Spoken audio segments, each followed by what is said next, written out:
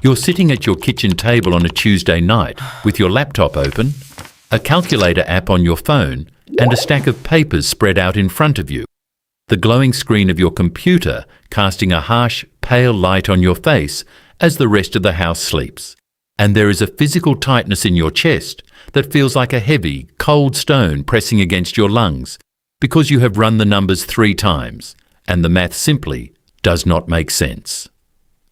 You are looking at a combined household income that your parents would have considered wealthy, a number that sounds like the American dream on paper, yet you are currently trying to figure out which utility bill can be pushed to next month without triggering a shut-off notice, and you feel a distinct, rising panic, because you realize that despite doing everything right, despite the degrees and the promotions and the long hours, you are slowly, mathematically drowning.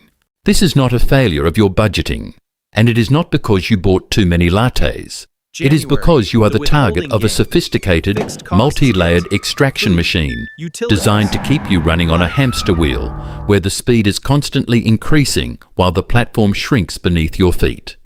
To understand why you feel poor while making good money, we have to stop looking at the gross number on your offer letter and start looking at the autopsy of a paycheck.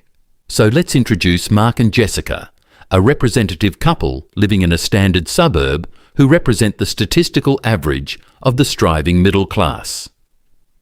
Mark and Jessica have a combined household income of $115,000 a year, which sounds like a victory, a 6-figure milestone that suggests stability and comfort.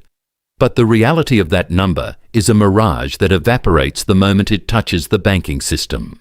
Let's walk through their year, month by brutal month, to see exactly how the system suffocates their ability to build wealth. It starts in January, the month of optimism, where Mark and Jessica look at their gross monthly pay of $9,583. But before that money ever hits their direct deposit, the machine takes its first bite, stripping away federal income tax, state income tax, Social Security, and Medicare, instantly removing $2,300 from the pot, leaving them with $7,283. But the extraction is just getting started because they carry health insurance for themselves and their 2 kids, a premium that has risen 4 times in the last 6 years, deducting another $650, plus a modest 4% contribution to a 401k because they are terrified of dying broke, which removes another $383, meaning that the $9,583 they actually earned has been slashed to $6,250 of spendable cash before they have paid a single bill. This is the first psychological trick of the tax system, the withholding game, designed to make you never miss money you never saw. But the pain becomes real when the fixed costs hit the account on January 5th. Their mortgage is $2,400, but that's not just for the loan. Nearly $800 of that is for property taxes and homeowners insurance, 2 mandatory fees that rise every single year regardless of their income. So now they are down to $3,850, and they have 2 cars, because in most American cities public transit is non-existent, and those cars require payments, insurance and gas, eating up another $100 combined, leaving them with $2,150 for the entire month to cover food, utilities, phones, internet, and life. January passes in a blur of tight margins, but they survive, feeling proud that they didn't dip into savings until February rolls around and the invisible taxes start to manifest. February is cold, and the gas bill for heating the house jumps to $300, a utility tax on survival. And then they go to the grocery store and realize that the price of eggs, milk, and ground beef has climbed 18% over the last 2 years, a hidden inflation tax that functions as a silent wage cut. So the $800 they budgeted for food is now $100, and suddenly that $2,150 surplus has shrunk to $1,350. They are still afloat, but the water is rising. Then comes March and the system throws its first curveball. The car registration renewals arrive in the mail, a privilege tax for owning the vehicles they need to get to the jobs that pay the taxes, costing $450, and simultaneously, Jessica's car needs new tyres because the roads are crumbling despite the taxes they pay to maintain them. A repair bill of $900 that they have to put on a credit card because they don't have the cash flow to cover it in one shot. Now they are carrying a balance at 24% APR, which is essentially a tax on being liquid poor, paid to a bank that borrowed the money from the Fed at near zero interest. April arrives, the cruelest month, where they sit down to file their taxes and discover that despite having nearly $28,000 withheld from their paychecks over the year, they somehow owe the federal government another $1,200 because of a discrepancy in their withholding brackets, a check they have to write immediately, wiping out the meagre buffer they had managed to build in January. At this point, Mark is staring at the ceiling at 3 a.m. wondering where the hell the money goes, feeling a deep, vibrating anger because he knows his boss just bought a third rental property, yet he can't seem to keep $1,000 in his savings account. May and June bring the illusion of summer relief, but this is where the local extraction machine kicks into high gear. Property tax assessments arrive, and their county has decided their modest home is now worth 20% more, raising their monthly escrow payment by $150 starting immediately, a permanent reduction in their disposable income based on an unrealized gain they cannot spend. Then the air conditioner breaks in July, the hottest month on record, and the repair is $3,200, a catastrophic expense that obliterates their emergency fund and forces them back onto the credit card, compounding the interest, bleeding them slowly. By August, the stress is palpable in the house, a silent tension between Mark and Jessica, where every purchase is scrutinized, where a simple dinner out feels like a crime, and the guilt of not saving for their kids' college funds starts to eat away at them. They look at the back-to-school lists, which are essentially a supplementary tax for the underfunded public schools, requiring them to buy hundreds of dollars of supplies, tissues, and markers that the property taxes they just paid were supposed to cover.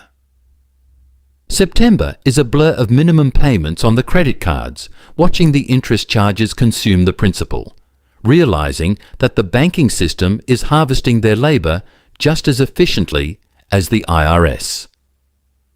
October brings a letter from their health insurance provider announcing that premiums for the next year will increase by 12%, while the deductible is raising to $6,000, meaning they are essentially paying for catastrophic coverage they can't afford to use, a healthcare tax that functions as a ransom note for their physical survival. By November, the holidays are looming, and the pressure to participate in the consumer economy feels like a vice grip. They spend money they don't have to buy plastic junk that was shipped across the ocean on container ships burning subsidized fuel, paying sales tax on every single transaction, a consumption tax that hits the middle class harder than anyone else because they spend almost every dollar they earn. December arrives and they look back at the year with a sense of hollow shock. They earned $115,000, a fortune in the eyes of the world, but they have zero net savings, $4,000 in new credit card debt, and a car that is making a strange noise they are too afraid to investigate. They have worked 4,000 combined hours, sacrificed their time, their energy, and their mental health, yet they have technically gone backward. This brings us to the psychotic reality of the macroeconomic picture, the moment where we have to zoom out from the miller's kitchen table and look at the rigged architecture of the entire system. Because while Mark and Jessica are being bled dry by income tax, payroll tax, sales tax, property tax, gas tax, utility taxes, and inflation, the billionaire class is operating in a completely different dimension. The statutory tax rate is a lie designed for people who trade time for money. The real game is played with assets. When a billionaire's stock portfolio goes up by $100 million, that is an unrealized gain. And the tax code says that is not income, so they pay zero tax on it. And instead, they walk into a bank and take out a low-interest loan against those assets to fund their lifestyle. This is the buy, borrow, die strategy, and it allows the ultra-wealthy to pay an effective tax rate that is often lower than the 24% Mark and Jessica are paying on their labour. The system is engineered to punish earned income, the money you work for, while rewarding passive capital. The money that money makes.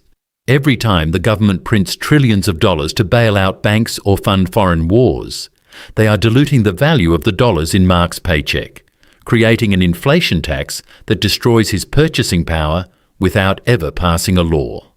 The price of housing, education and healthcare has exploded not because these things have become 500% better, but because the currency has been debased to pay for the deficit spending that benefits the asset-holding class.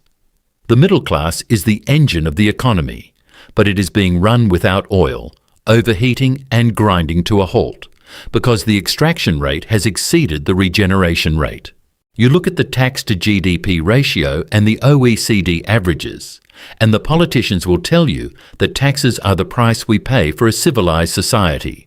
But when you look at the crumbling roads, the failing schools, the bankrupt Social Security Trust, and the militarized police forces, you have to ask, what civilization are we buying? We are buying a bureaucracy that exists to perpetuate itself. We are paying for corporate subsidies that allow companies like Amazon to pay zero federal tax, while their delivery drivers pee in bottles to meet quotas. We are funding a defence budget that is larger than the next 10 countries combined, while our veterans sleep under bridges. The anger you feel when you look at your pay stub is not greed. It is the righteous indignation of someone who realizes they are being scammed. The system relies on you believing that your financial struggle is a personal failure, that if you just skipped the avocado toast or cancelled Netflix, you would be a millionaire. But that is gaslighting on a national scale. You cannot budget your way out of a system that is designed to extract 50% of your productivity through a combination of direct taxation, hidden fees, and inflationary currency debasement. The millers are not poor because they are stupid. They are poor because the game is rigged against wage earners. The tax code is thousands of pages long, not to ensure fairness, but to hide the loopholes that the lobbyists wrote for their donors. When you see a gross pay of $115,000 and a net life of struggle, you are witnessing the death of the middle class in real time. The money didn't just disappear, it was transferred. It was transferred from your pocket to the coffers of the state, to the balance sheets of the defence contractors, to the interest payments on the national debt, and to the portfolios of the asset class who benefit from the asset inflation caused by money printing. This is why you feel tired. This is why you feel like you are running on a treadmill that is inclined at 45 degrees. You are fighting a mathematical war against an opponent who owns the calculator and writes the rules. The tragedy of Mark and Jessica is not that they failed. It's that they succeeded by the old rules, only to find that the new rules are designed to strip mine their success. They did everything they were told to do: go to school, get a job, buy a house, and found themselves trapped in a cycle of debt and tax servitude. The frantic energy you feel, the desire to give up, the panic at the grocery store checkout. These are the symptoms of a distinct economic pathology where the productive class is cannibalized to feed the parasitic class. It is a machine that consumes human life and converts it into tax revenue and corporate profit. So, when you close your laptop on that Tuesday night, when you rub your eyes and feel that headache pulsing behind your temples, understand that the despair you are feeling is the intended output of the system. You are being taxed into poverty, not by accident, but by design. The complexity is the camouflage. The withholding is the anesthetic. The inflation is the silent killer. And the reason they don't teach you this in school is because if everyone understood how the machine actually worked, the gears would grind to a halt tomorrow. The first step to breaking out of the prison is realizing that the bars are made of tax codes and currency manipulation. You are not crazy. You are not bad with money. You are being robbed in slow motion day after day, pay period after pay period. The Andersons or the Millers or whatever name you want to give them, they are you. They are your neighbours. They are the people in traffic next to you. We are a generation of high-earning poor people, generating wealth that we are forbidden to keep, sustaining a system that despises us. So the next time someone tells you that you just need to budget better or work harder, show them Mike and Sarah's year. Show them the autopsy of the paycheck. Show them the undeniable math of the extraction machine. And tell them that you are done accepting the blame for a rigged game. The problem isn't you. The problem is that you are playing a game where the house takes half the chips before the cards are even dealt. And it's time to stop pretending that this is normal, acceptable, or sustainable.